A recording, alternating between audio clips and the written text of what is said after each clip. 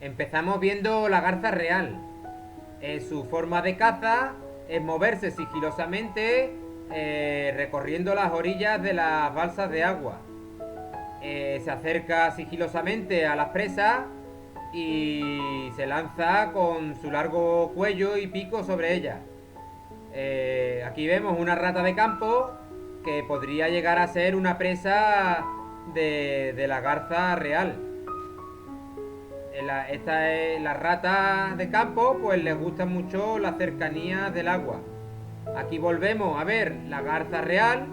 Vemos que tiene un pico muy fuerte y, como decía antes, son unas grandes depredadoras de pequeños mamíferos, peces, anfibios, pequeños reptiles y todo tipo de invertebrados.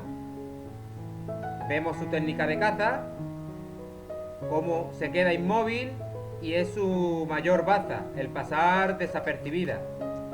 Es quizás la garza más grande que tenemos y, como todas las garzas, pues es una ave zancuda con un cuello muy largo y un pico largo y fuerte. También tiene unos dedos muy largos para poder andar sobre el lodo o el fango y no hundirse. Ahora vemos la garceta común. Esta ya tiene, es más dinámica, más nerviosa, de plumaje blanco completo, de hábitos diurnos, pico negro, ojo amarillo, patas negras y dedos amarillos. Los dedos es importante que nos fijemos ahora porque son bastante amarillos, los cuales los utiliza en su técnica de caza. Ahora vemos cómo con la pata da en el barro y hace que salgan los pequeños peces, anfibios, y les da caza. Se ayuda de la patita para cazar. Aquí estamos viendo otra ave acuática que es un ánade real, un pato.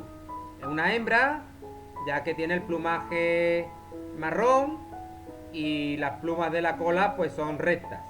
Los machos en las plumas de la cola tienen un pequeño caracol y tienen un plumaje mucho más colorido, el cuello verde brillante, etcétera. Aquí vemos un pequeño pájaro insectívoro que es la lavandera boyera, de unos colores muy bonitos.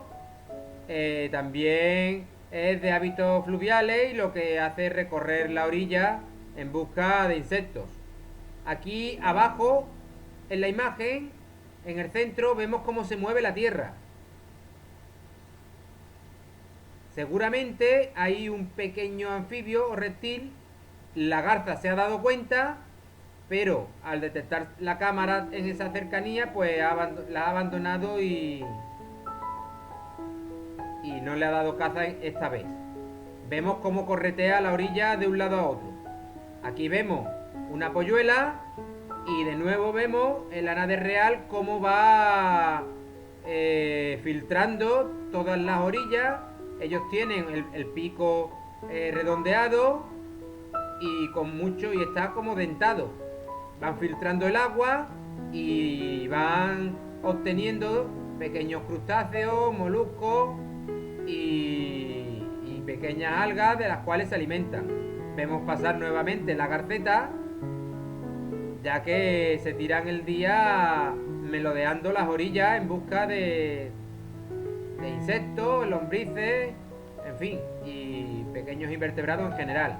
Aquí vemos una polluela joven, aún no ha mudado el plumaje, ya que es un poco pardo. Las adultas se ponen el plumaje negro y tienen una mancha o el pico rojo característico. A esta aún todavía no se le ha puesto el pico rojo. Vemos los dedos, que son muy largos, ya que esta ave acuática, esos dedos le van a servir para andar sobre la hierba o sobre el lodo y el fango, como he dicho anteriormente.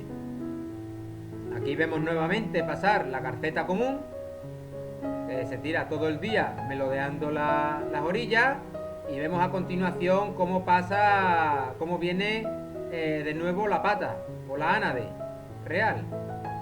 Ya mismo se echarán en huevo y la incubación lo llevará solo a cabo la hembra. Aquí vemos cómo viene filtrando el agua y ahora vamos a ver cómo se sale a la orilla y vamos a observar en las patas muy naranjas cómo tiene una piel entre dedo y dedo. Estas aves son palmípedas, es decir, tienen una piel que unen los dedos y le facilitan así el poder nadar y desplazarse con mucha más velocidad por el agua. Vemos la piel que tienen alrededor entre los dedos. Bueno, espero que os haya gustado el vídeo y nos vemos en el próximo. Un saludo.